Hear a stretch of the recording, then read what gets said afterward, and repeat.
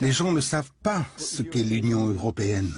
Ils ne savent pas qui la gouverne, ni comment. Mais ils savent que ce ne sont pas des élus du peuple.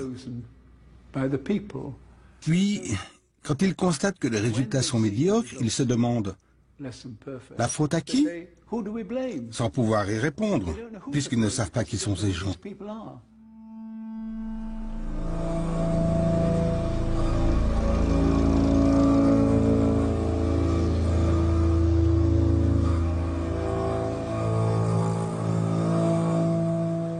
Quand j'ai débuté comme jeune activiste, j'étais loin de me douter que je finirais observateur de la machine bruxelloise.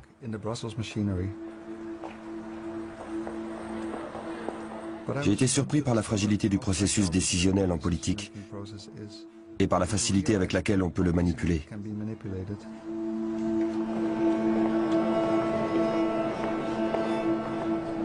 Tout cela cache en fait un pouvoir obscur, une industrie tout entière qui opère discrètement dans l'ombre.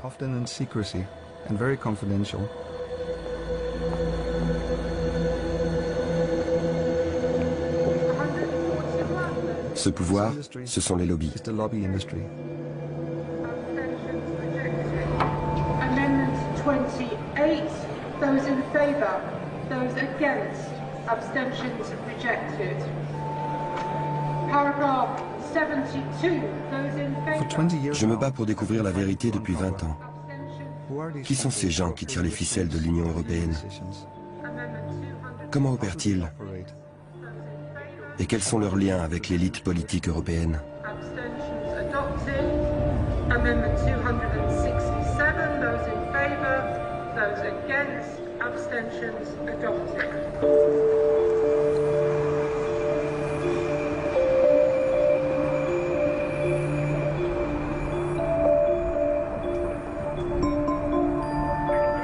Allô? Oui, bonsoir. Pourrais-je parler à Raphaël, s'il vous plaît? I'd like to speak to Raphael, please. Ah, il n'est pas là. Bien. J'aimerais lui laisser un message pour demain. Je souhaite simplement confirmer notre réunion. Mon nom est Kerneis. Pascal Kerneis. K-E-R-N-E-I-S. C'est ça. Du European Service Forum. ESF. Nous avons rendez-vous demain, mais je n'avais pas encore eu le temps de confirmer. Voilà pourquoi je vous appelle maintenant. Ok? Oui? Merci beaucoup. Au revoir.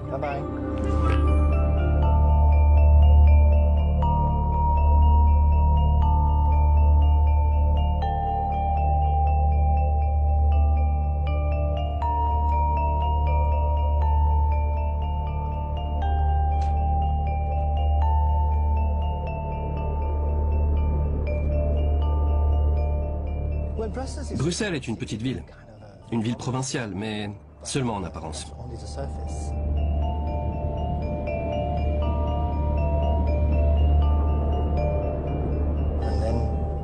Quand vous commencez à bien la connaître, vous vous apercevez que c'est ici que ça se passe.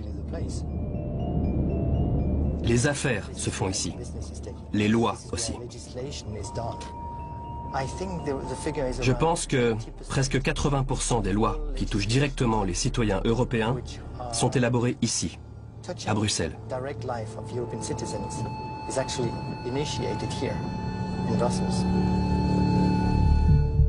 Si vous observez la topographie de la place Schuman, le centre névralgique de la politique européenne, vous voyez la Commission d'un côté et le Conseil de l'Europe de l'autre. Et tout autour, vous avez les bureaux de lobby dont la plupart appartiennent à de grandes multinationales. Il y en a aussi dans les petites rues adjacentes, jusqu'au Parlement européen et même au-delà. Vous trouverez les sièges des lobbies de grandes sociétés. Vous comprendrez que ces groupes de pression et leurs activités sont gérés depuis ces bureaux. Bruxelles abrite 2500 structures de lobbying, 15 000 lobbyistes, le deuxième pôle de lobbying mondial. Seul celui rassemblé à Washington DC est plus important. Donc le système législatif de l'Union européenne est très complexe. Il comporte de nombreuses étapes. Tout part de la Commission européenne. On y discute des initiatives en matière de législation et de politique avant de les transmettre aux institutions telles que le Parlement et le Conseil des ministres. Et quand la Commission européenne travaille sur de nouvelles lois ou de nouvelles politiques, l'industrie veut avoir son mot à dire.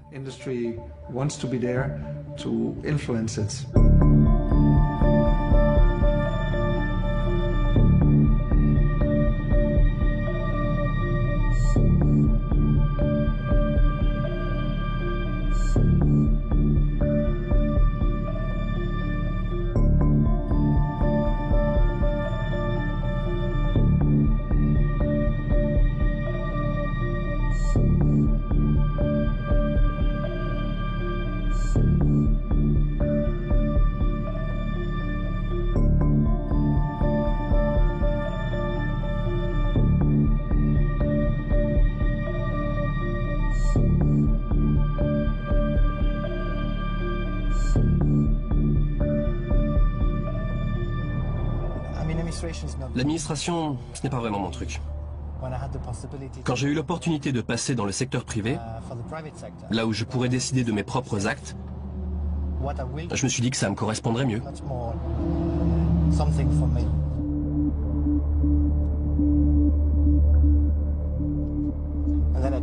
Ensuite, j'ai découvert le business des institutions européennes.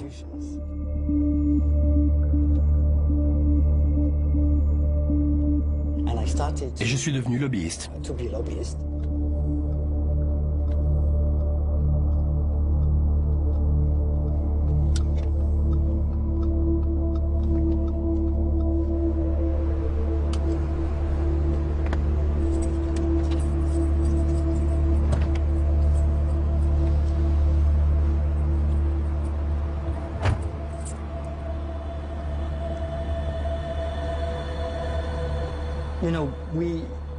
Vous savez, tout le monde croit que les législateurs sont les institutions. Que les institutions de l'Union européenne sont la Commission, le Conseil des ministres et le Parlement européen. En réalité, tout cela cache un autre monde. Des gens qui poussent les institutions à rédiger un texte, appuyer une bonne idée, proposer des amendements, peaufiner un texte en fonction des intérêts défendus.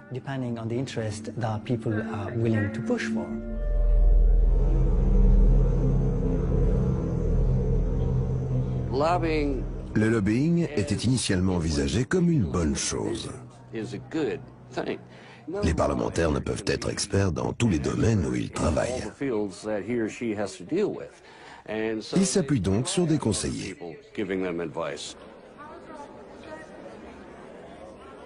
Mais le lobbying est devenu avec le temps une affaire de mercenaires.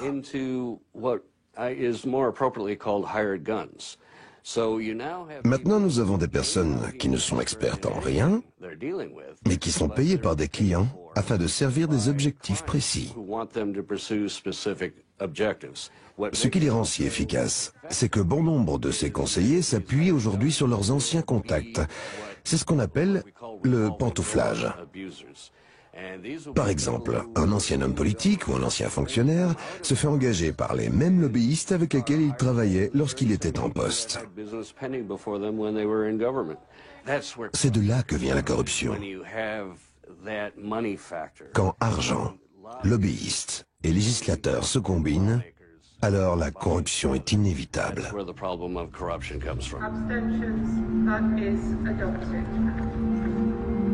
And now the vote on the draft legislative resolution, to which there are two amendments. Amendment 266, those in favour, those against, abstentions adopted. Amendment 267, those in favour, those against, abstentions adopted. Amendment 28, those in favour. Au milieu des années 90, nous avons relevé plusieurs exemples de politiques de l'Union européenne influencées par l'industrie et ses groupes de pression. Pour nous, c'est un grave problème. L'influence de l'industrie est excessive. Nous avons donc décidé de créer un groupe dont le but serait l'information et le développement d'une stratégie visant à réduire cette influence.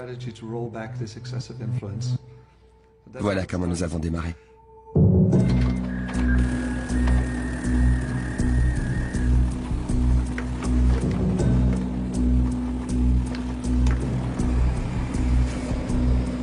Un beau jour de l'été 1993, nous avons reçu un fax au bureau. Il venait du sud de la France et était envoyé par un groupe d'activistes locaux.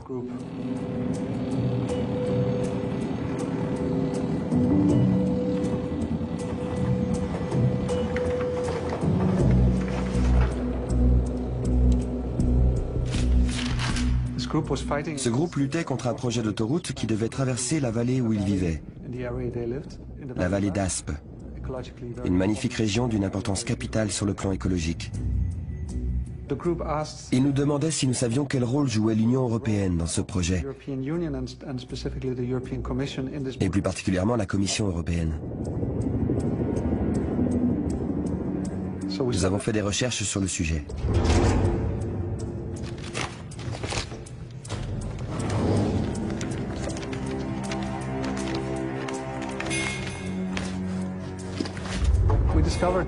Nous avons découvert que ce projet faisait partie d'un ensemble plus vaste appelé Réseau transeuropéen. Les réseaux transeuropéens formaient le plus grand projet d'infrastructure de l'histoire, avec un budget estimé à 400 milliards d'euros. Des amis suédois ont relevé un autre détail. Derrière ce projet se cachait un groupe de pression très influent. Ils nous ont demandé si nous connaissions l'ERT, la table ronde des industriels européens. Non, je ne savais pas. Je me suis renseigné à leur propos. J'ai fouillé dans nos archives, mais sans succès. J'ai alors parcouru la presse spécialisée. Financial Times, The Economist, des journaux allemands. Et nous avons fini par dénicher une référence à un rapport récent intitulé Reshaping Europe. Comme nous étions intéressés, nous avons commandé ce rapport au siège de l'ERT.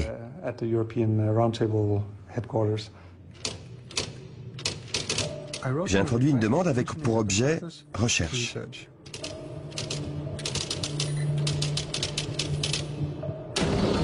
Je ne pensais pas obtenir quoi que ce soit, mais quelques jours plus tard, une épaisse enveloppe brune est arrivée dans ma boîte aux lettres. Elle contenait 3 brochures. J'ai sorti les 2 premières publications, Missing Networks, Missing Links.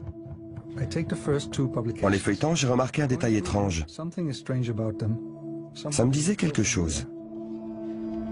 Eurotunnel, Scanlink, le couloir des Pyrénées. Je suis retourné aux archives. Le projet Réseau transeuropéen de la Commission. J'ai lu les documents, je les ai comparés dans tous les sens.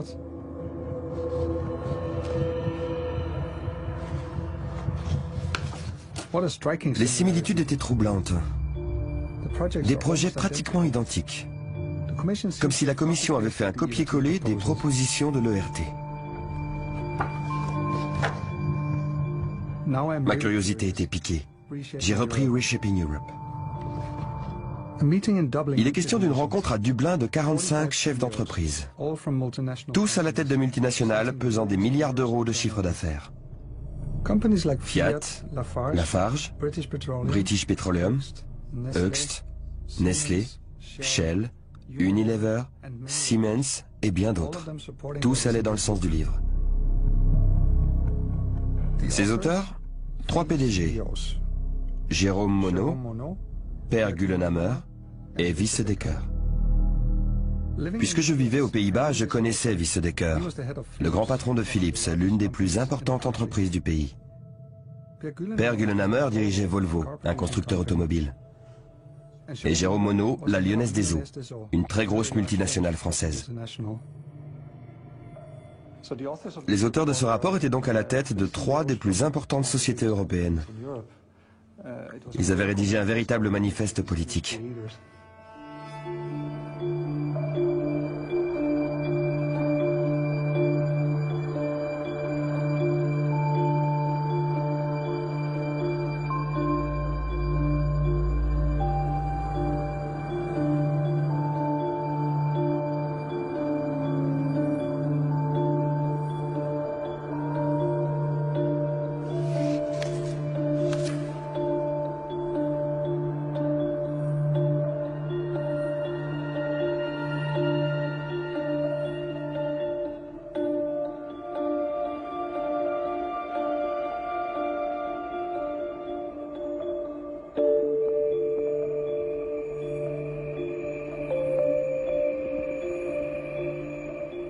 Le plus surprenant, c'était l'idée que ces 3 chefs d'entreprise s'étaient réunis pour rédiger des recommandations sur la manière à adopter pour changer le visage de l'Europe.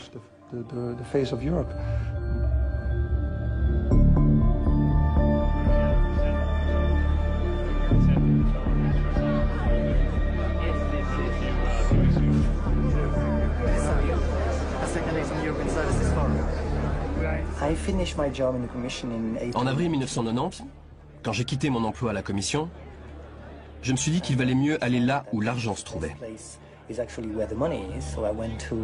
J'ai donc atterri à la Fédération bancaire de l'Union européenne en tant que lobbyiste.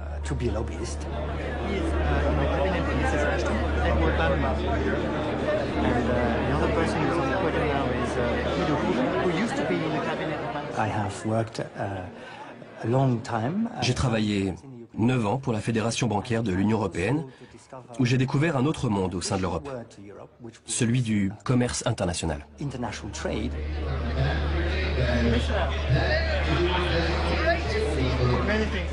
Merci beaucoup. Comment allez-vous? Puis-je vous présenter? Christopher Taxel, le président de ESF. Vous savez, notre industrie est ici. Nous y mettons toutes nos forces. Le métier de lobbyiste exige un carnet d'adresses bien rempli. Une centaine de contacts sont vraiment essentiels à ma profession.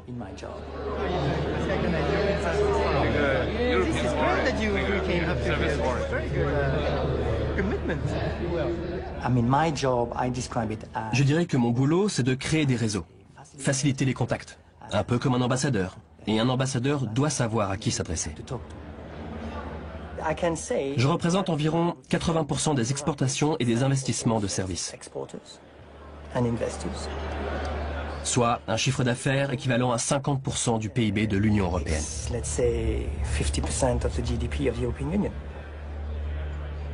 Je ne crois pas vraiment à la chance. C'est un élément important, mais la plupart du temps, il faut la provoquer. Ensuite, il faut la saisir quand elle se présente.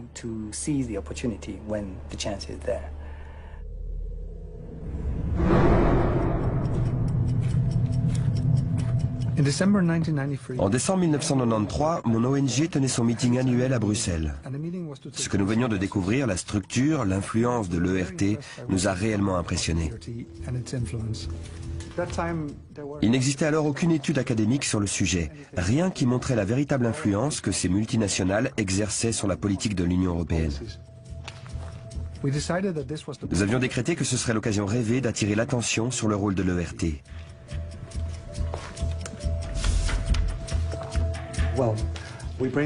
Nous avons discuté de la marche à suivre et décidé de jouer un peu la carte de la provoque.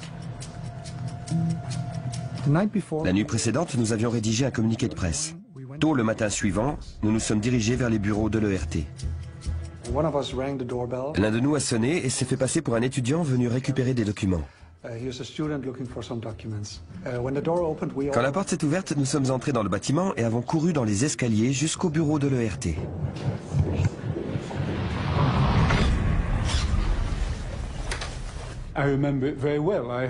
Je m'en souviens très bien. Je sortais d'une réunion, donc nous devions être en milieu de matinée. Je suis entré dans le bureau et j'ai découvert tous ces calicots et ces visages que je ne connaissais pas. J'ai demandé « Que se passe-t-il ? Quelqu'un peut-il me dire ce qu'il se passe ?» Ils ont répondu « Nous occupons votre bâtiment » et ils cherchaient probablement une confrontation ou encore l'intervention de la police qui les aurait jetés dehors, mais je n'aimais pas du tout cette idée. J'avais de nouveau un déjeuner d'affaires, j'ai donc invité tous mes collaborateurs à l'extérieur et nous avons laissé les autres dans le bureau.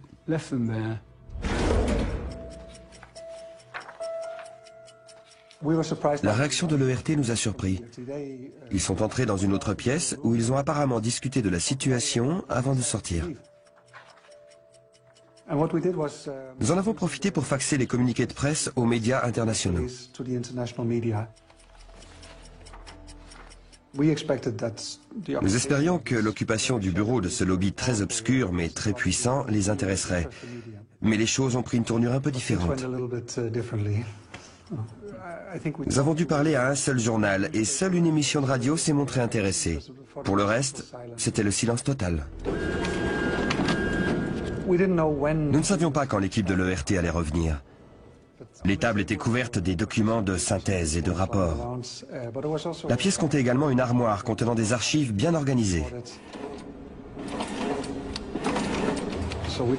Nous avons rapidement copié un maximum de documents.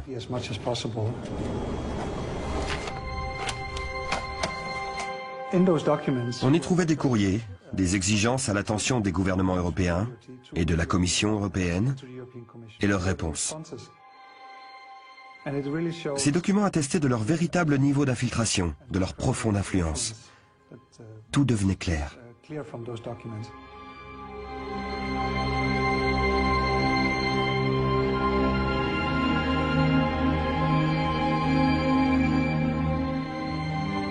Quand nous avons remonté l'historique de l'ERT, nous avons découvert qu'ils ont commencé au début des années 80. À la Commission, le membre le plus important était un Belge, Étienne Davignon. Il avait un passé de diplomate et d'homme d'affaires qui lui permettait de sentir les réels besoins. Il disait « Si je veux parler au monde de l'industrie européenne, à qui dois-je m'adresser ?» Lorsque j'étais commissaire de l'industrie, ce qui me frappait, c'était la pauvreté des contacts entre la Commission et les acteurs économiques. Nous avions bien des contacts officiels avec les fédérations de l'industrie, mais pas avec les vrais responsables, les PDG. Et je sentais qu'il y avait encore un vide à combler. Et nous avons donc constitué un groupe d'industriels, la future ERT, dont l'objectif serait de faire entendre la voix des grands patrons.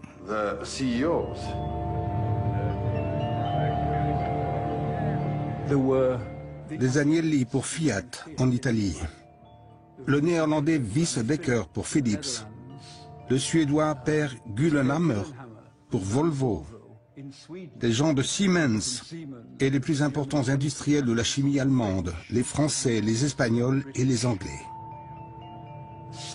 Tous ces dirigeants des plus importantes entreprises européennes étaient disposés à débattre de politiques vraiment importantes avec les responsables des institutions gouvernementales européennes.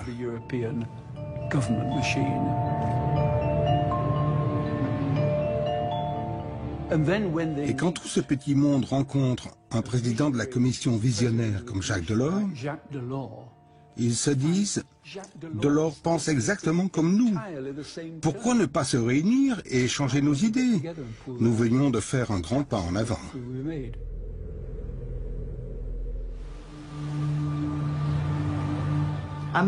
Je suis un médiateur. C'est probablement l'étiquette qui me correspond le mieux. Le mot lobbying est souvent connoté négativement. Pourtant, il ne s'agit que de réseaux et de contacts entre êtres humains.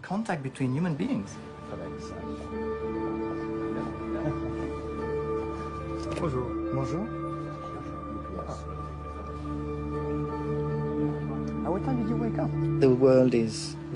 C'est un petit monde. Nous devons contacter de moins en moins de gens. Quand vous avez le bon carnet d'adresses, vous ne devez plus contacter qu'une petite centaine de personnes vraiment importantes. Les autres ne sont que des électrons.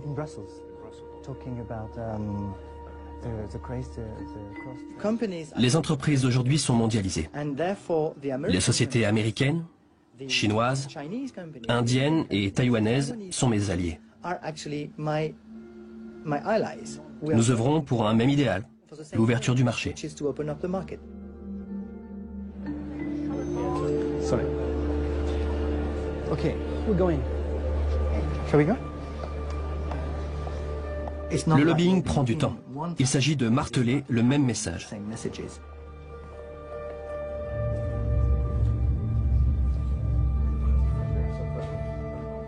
Nous fonctionnons à long terme. Je ne prétends pas changer le monde en une nuit.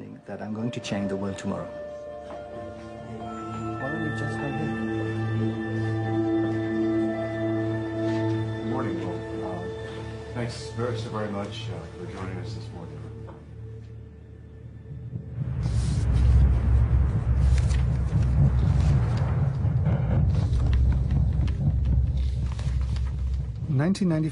L'Union européenne est née en 1993.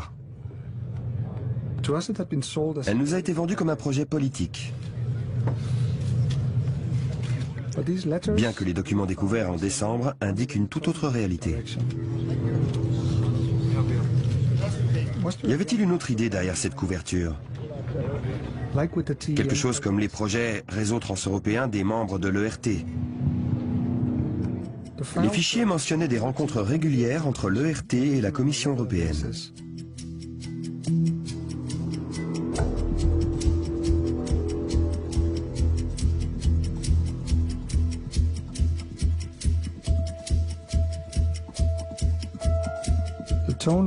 Le ton était étonnamment jovial et informel,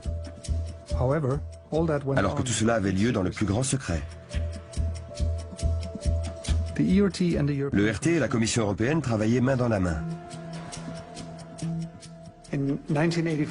Missing Links fut publié en 1984. Tout de suite après, la Commission européenne crée un groupe de travail autour du même sujet. En janvier 1985, Wiese Dekker, le patron de Philips, présente son plan d'action en faveur du marché unique, intitulé Europe 1990. 10 jours plus tard, Jacques Delors, le nouveau président de la Commission européenne, fait un discours sur le marché unique au Parlement européen. Son intervention ressemble étrangement à celle de Wiese Dekker. Mesdames et messieurs les députés. En juin 1985, Lord Cockfield, vice-président de la Commission, publie son fameux livre blanc sur le marché unique, un simple copier-coller du plan Dekker.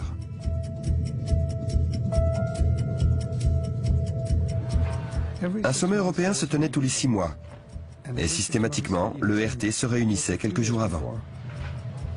Le lieu et la date étaient tenus secrets, et les réservations étaient réglées 2 ans à l'avance. Un message clair à l'attention des chefs d'État qui allaient se réunir au sommet européen quelques jours plus tard. Adopter le marché unique, l'union monétaire, projet d'infrastructure, marché du travail flexible, dérégulation, dégraissage des services publics, mesures d'austérité, et ainsi de suite, tout l'arsenal néolibéral.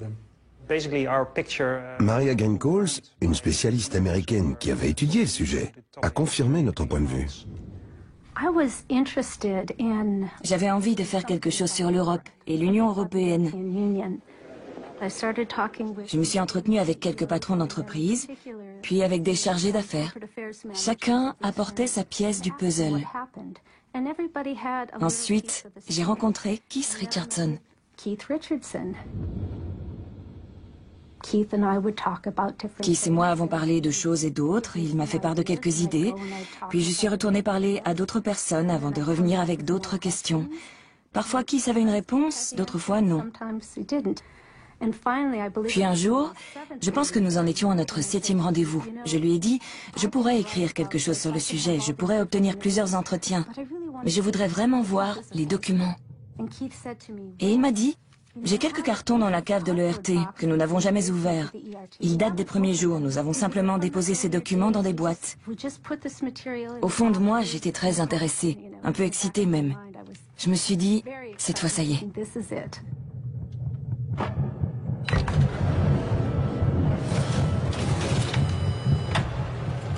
Maria Greencoals a découvert un telex provenant de Wiese Dekker, le PDG de Philips.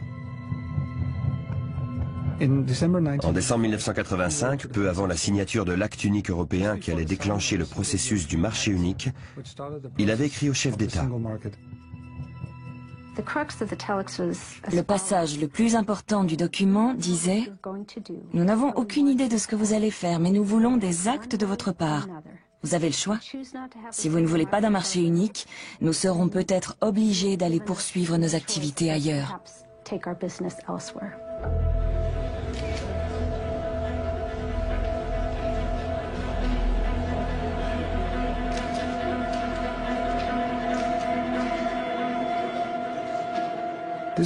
Une menace à peine voilée.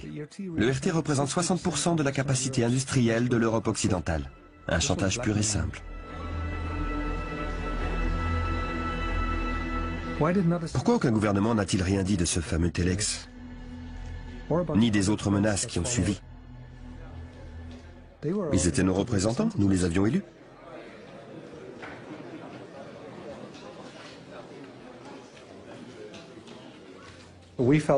Pour nous, c'était une véritable trahison et nous devions réagir.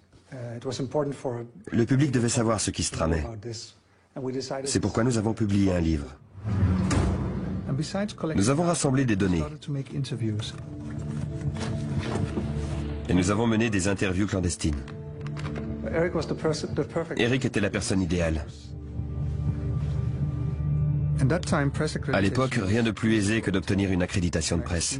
Un magazine, un journal, et vous étiez journaliste. Ce n'était ni tout à fait faux, ni tout à fait vrai.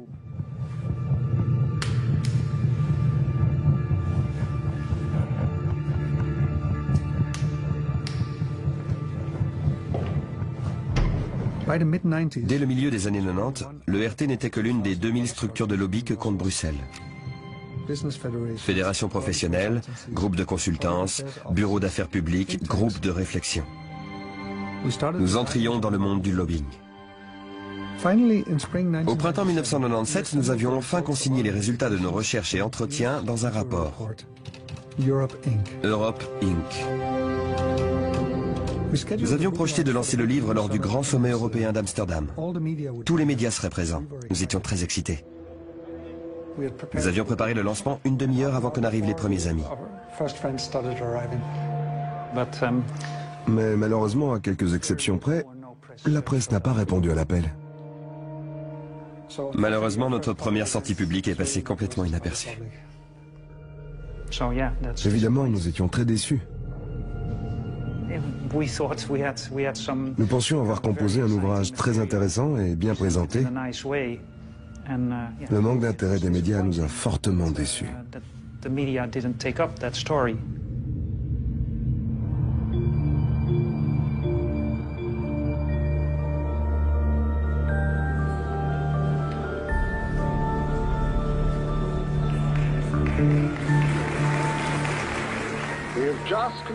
Nous venons de conclure un exercice très ambitieux d'ouverture de marché et de prise de décision. Et nous avons aussi renforcé les règles des échanges multilatéraux. Plus important encore, nous venons de consolider et d'élargir l'Organisation mondiale du commerce.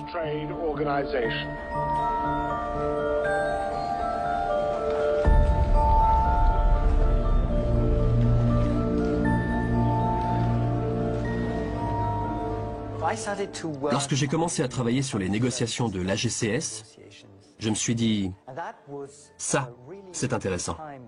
C'est ça que je veux faire. Nous sommes parvenus au terme de la plus vaste négociation commerciale. Vous, les 117 négociateurs ici présents, vous, les représentants de gouvernements, venez d'accomplir un travail extraordinaire. Avec notre accord, je proclame donc l'Uruguay Round clos.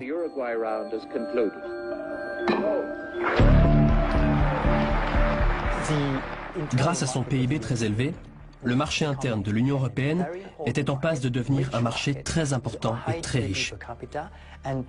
Lorsque l'Union européenne négocie en un seul bloc à l'extérieur, elle pouvait s'appuyer sur sa position de plus gros exportateur, importateur et investisseur étranger.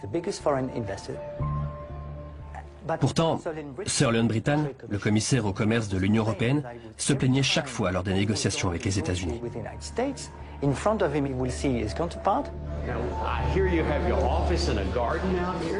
Il savait son homologue soutenu par les patrons des grandes banques et compagnies d'assurance qui lui demandaient « Faites ceci pour moi, faites ceci pour nous ». Par contre, quand Sir Leon Brittan cherchait du soutien, il ne trouvait que quelques ministres qui lui disaient « Ne faites pas ceci, ne faites pas cela, faites ceci, mais pas plus ». Autant dire que ça ne lui plaisait pas tellement. À Washington, nous avons découvert tout un univers de lobbyistes qui exigent de leur gouvernement qu'ils défendent leurs intérêts pendant les négociations. Nous avons pensé que nous devions en faire autant, car il y a une réelle demande de la part des institutions européennes. les institutions européennes, ne doivent pas se fier aux seules informations reçues des États membres et des experts qui peuplent les ministères des Finances, mais elles doivent les obtenir directement auprès des banques et compagnies d'assurance.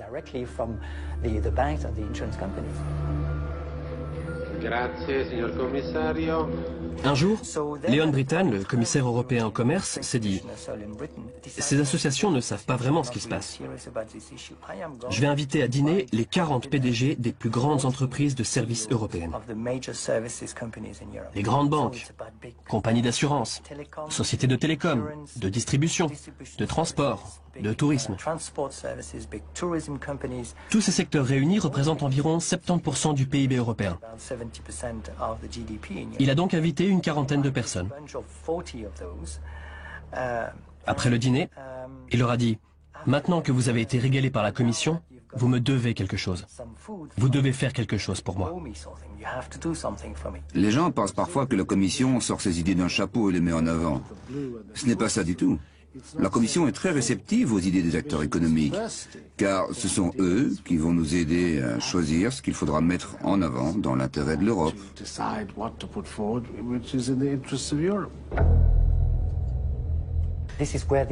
C'est de là que vient l'idée de créer un réseau d'associations et d'entreprises poussant les intérêts du secteur privé dans le commerce des services. C'est comme ça que je suis devenu directeur du European Service Forum.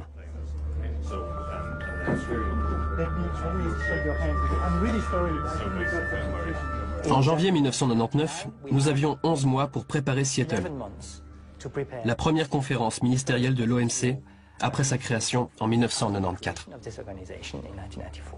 L'idée était de saisir cette opportunité pour lancer le Millennium Round, pour lequel Sir Leon Brittan s'était battu.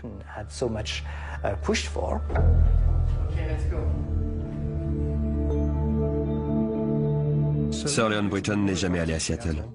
La commission entière a dû démissionner suite à la gigantesque affaire de fraude impliquant plusieurs commissaires. À Seattle, pendant ce temps, le Millennium Round prenait une tournure plutôt inattendue. Je séjournais à l'hôtel Hilton, à 500 mètres du Sheraton où devait se tenir la conférence. Malheureusement, je n'ai pas pu sortir de l'hôtel à cause d'un policier et d'un manifestant couché devant la porte. J'ai demandé « Puis-je sortir, s'il vous plaît? Je dois faire mon travail. » Je devais assister au lancement du Seattle Round. Il devait introduire une nouvelle phase de négociation en vue de la libéralisation des services. Je me souviens que le commissaire Lamy a pu atteindre sa voiture, mais qu'il n'a pas pu s'en servir parce que des gens bloquaient le passage. Et pas un seul policier pour dire « Reculez de quelques mètres, s'il vous plaît. Laissez cette personnalité faire son travail. » Plusieurs ONG prétendent que l'ESF est une organisation secrète qui organise des rencontres clandestines avec la Commission européenne. Pourtant, tout se trouve sur notre site web. Je ne fais que mon travail, qui est de contacter les gens de la Commission en charge de mes dossiers. Si quelqu'un d'autre souhaite en faire autant, les numéros de téléphone sont sur notre site web. Je ne fais que mon travail, rien de très spécial. Si la Commission entretient certains rapports avec l'ESF, c'est parce qu'elle a besoin des informations que le secteur des services doit lui fournir pour qu'elle puisse négocier en son nom. Car c'est bien de cela qu'il est question. Ce sont les sociétés qui font du commerce, pas les ONG.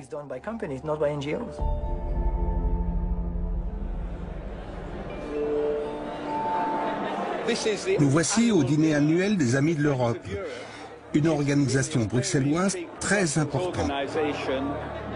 Toutes ces personnes viennent de pays, de secteurs professionnels et de milieux différents. Mais tous sont réunis autour des mêmes questions. Comment l'Europe peut-elle se développer? Comment corriger les erreurs? Et comment encore améliorer ce qui a déjà été réalisé? C'est ce que nous appelons un groupe de réflexion. Les groupes de réflexion comblent une partie du vide laissé par l'absence de débat public européen. Ils s'engouffrent dans la brèche et organisent des sortes de débats au sein de la bulle bruxelloise. Vous avez des politiciens locaux et européens, des fonctionnaires, les redoutables eurocrates, des diplomates, des hommes d'affaires, des professeurs d'université et bien d'autres encore. Vous savez, Bruxelles est un peu comme un village. Tout le monde se parle. Quand je travaillais pour le RT, je devais notamment veiller à maintenir les contacts. Les groupes de réflexion ne sont pas des lobbies à proprement parler, mais ils peuvent y être assimilés. Les entreprises y font appel pour faire entendre leurs exigences et leurs points de vue. Tout dépend essentiellement des fonds consentis par l'industrie. Plusieurs personnes parrainent cet événement, notamment Microsoft. Les Américains sont bien implantés en Europe. Microsoft est l'un d'entre eux. Pourquoi pas? À Bruxelles, certains groupes de réflexion directement financés par l'industrie pétrolière avaient pour mission de vérifier l'existence réelle du problème de réchauffement climatique et de déterminer dans quelle mesure les gouvernements devaient réagir pour réduire les émissions de CO2.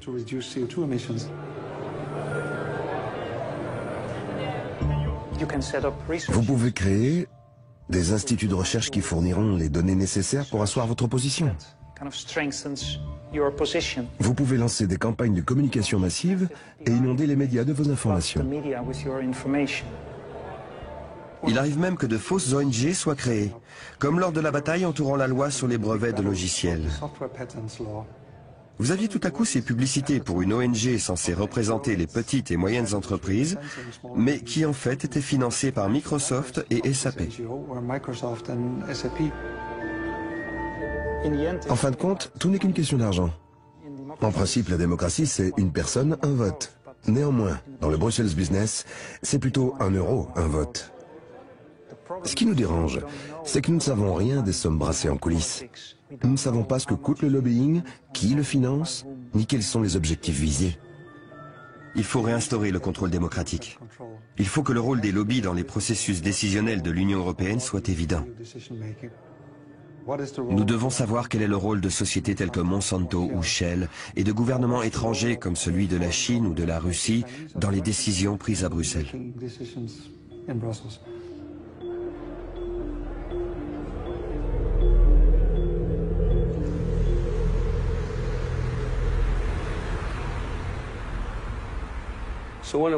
L'un de mes premiers témoignages devant la Commission européenne fut une expérience très révélatrice. Un des commissaires m'a interrompu pour me dire « Nous comprenons très bien les problèmes que vous avez rencontrés avec les lobbies à Washington. » Puis il ajouta « Mais nous sommes à Bruxelles, en Europe, et ce genre d'activité n'a pas cours ici. » Je suis resté bouche bée. Comment pouvait-on être si naïf? Et je lui ai tout simplement répondu «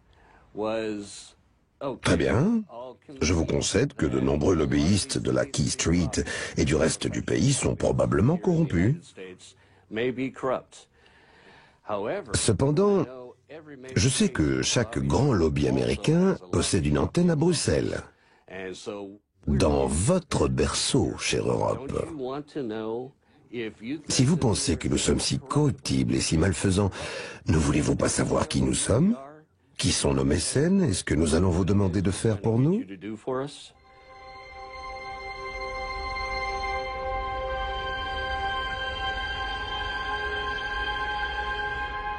Nous souhaitions imposer une régulation des lobbies depuis longtemps. Mais en 2004 est apparue une nouvelle commission qui incluait pour la première fois 10 pays d'Europe de l'Est.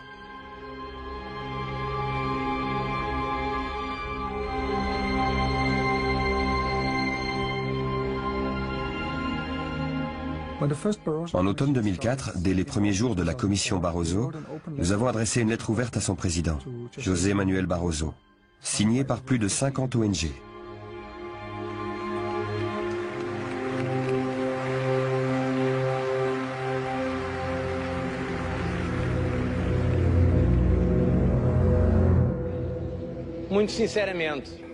Je tiens à vous dire que je suis parfaitement conscient que ce vote de confiance implique aussi une énorme responsabilité de ma part. Nous allons travailler dur, donner le meilleur de nous-mêmes pour l'Europe, les institutions de l'Union européenne et tous nos concitoyens européens. La réponse tenait en une lettre très formelle, très courte, quelque chose du style « Nous avons bien reçu votre lettre et nous vous en remercions ». C'est très intéressant, mais aucune réaction substantielle. Nous avons donc envoyé une lettre similaire à tous les vice-présidents de la Commission. Puis un beau jour, vers la fin du mois de février, nous avons été contactés par le bureau de Siim Kallas. Le commissaire estonien en charge de l'administration nous invitait dans son bureau.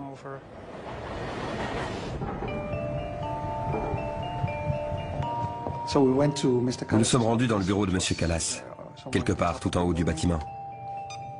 Nous ne savions qu'attendre de cette rencontre.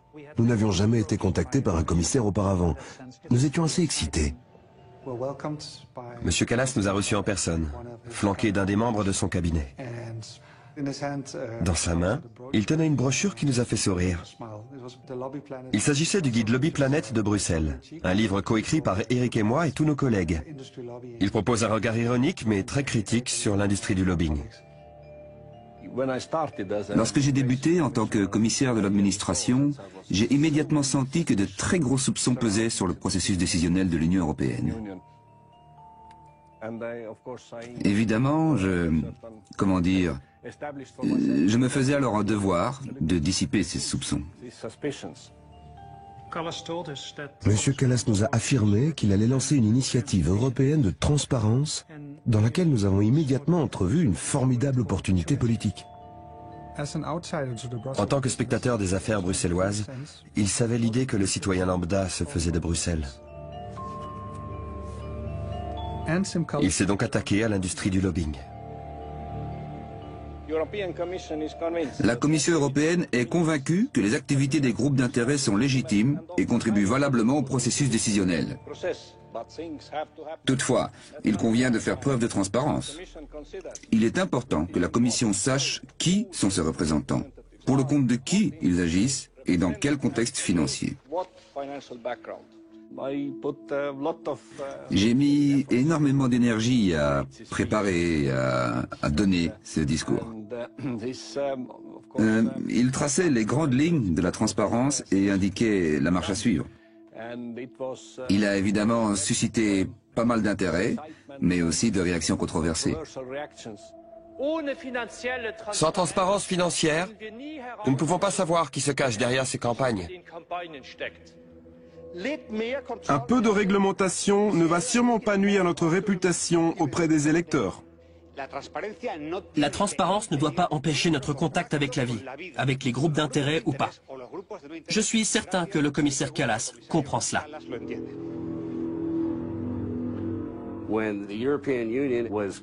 Quand l'Union européenne s'est penchée sur l'initiative européenne en matière de transparence, elle a souhaité obtenir des informations sur la situation américaine. Par conséquent, j'ai été appelé environ une demi-douzaine de fois à témoigner devant la Commission européenne et le Parlement européen. J'ai été sincèrement très impressionné par Siim Kallas quand nous avons commencé à travailler ensemble à la Commission européenne. Siim Kallas a vraiment soulevé la nécessité de transparence. Au début, il croyait fermement en un système de divulgation obligatoire qui offrirait une réelle transparence. Mais en cours de route, Siim Kallas s'est trouvé confronté aux réalités politiques.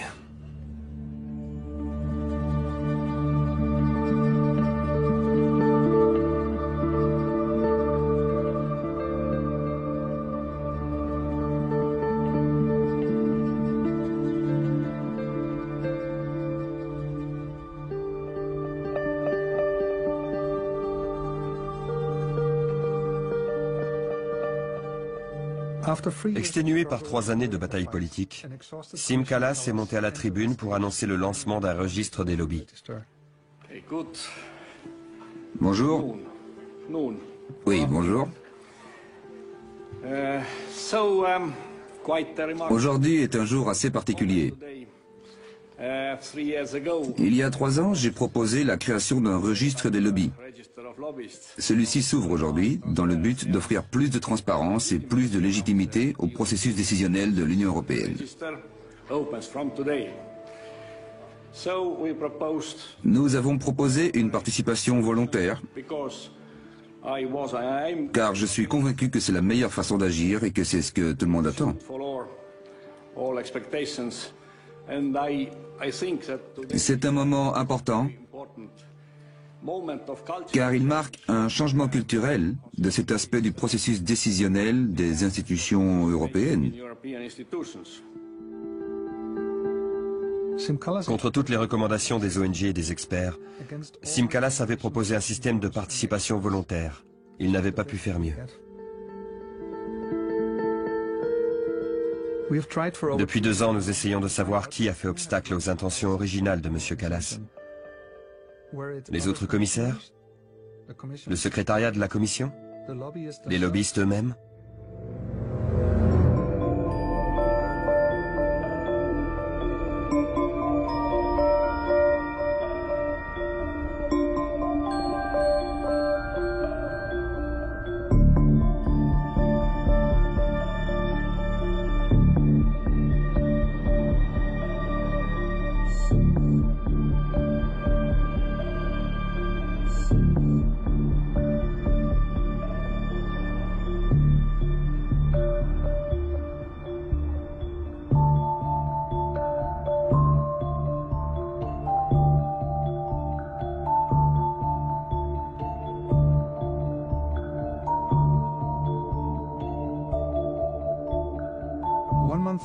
Un mois après le début de la crise financière d'octobre 2008, José Manuel Barroso a mandaté un groupe de supervision financière indépendant et de haut niveau.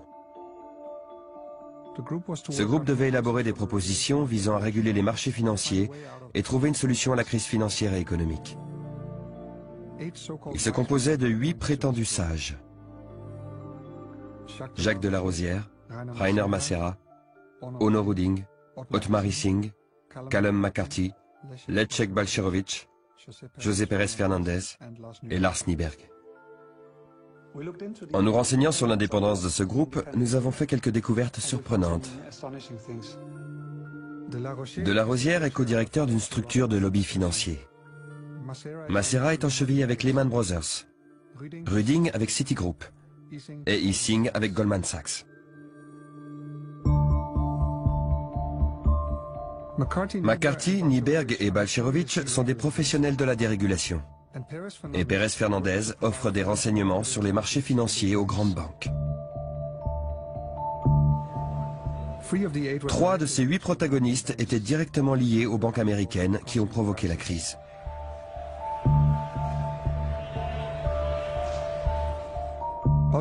Balcerowicz est aussi étroitement lié au groupe de réflexion américain de droite tel que l'Institut Cato, l'un des plus proches conseillers de l'administration Bush.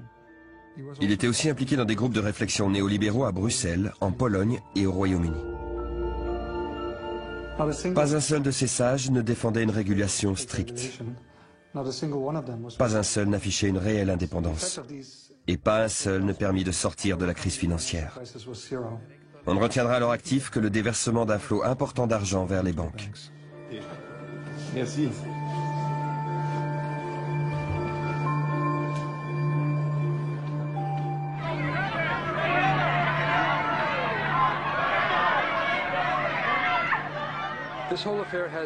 Toute cette affaire donne un sentiment de déjà-vu. Ces mêmes institutions financières qui ont pu sortir la tête de l'eau grâce à l'argent des contribuables amassent aujourd'hui de véritables fortunes sur le dos de la Grèce. Alors que les contribuables payent actuellement le prix fort en voyant leurs salaires et leurs services sociaux sévèrement réduits.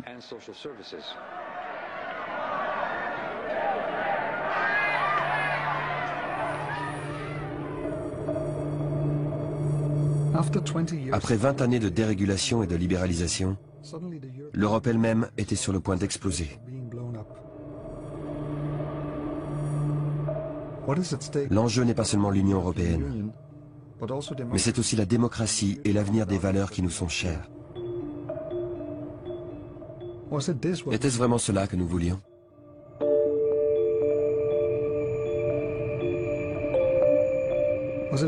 Sommes-nous naïfs de nourrir l'idée d'un rêve européen ?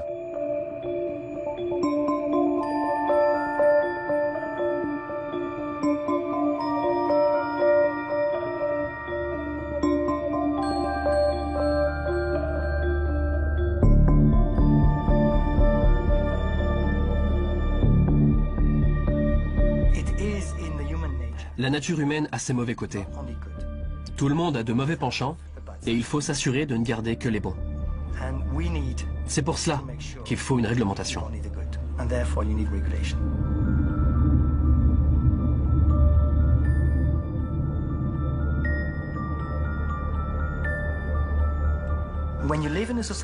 La société a besoin de règles, sans quoi les gens roulent trop vite sur l'autoroute. Ils ne respectent plus les autres et le plus fort s'impose. C'est ça, la nature humaine. C'est pour cela que nous avons développé des règles, pour nous permettre de vivre ensemble. Et c'est aussi pour cela que nous avons élu une autorité que tout le monde respecte.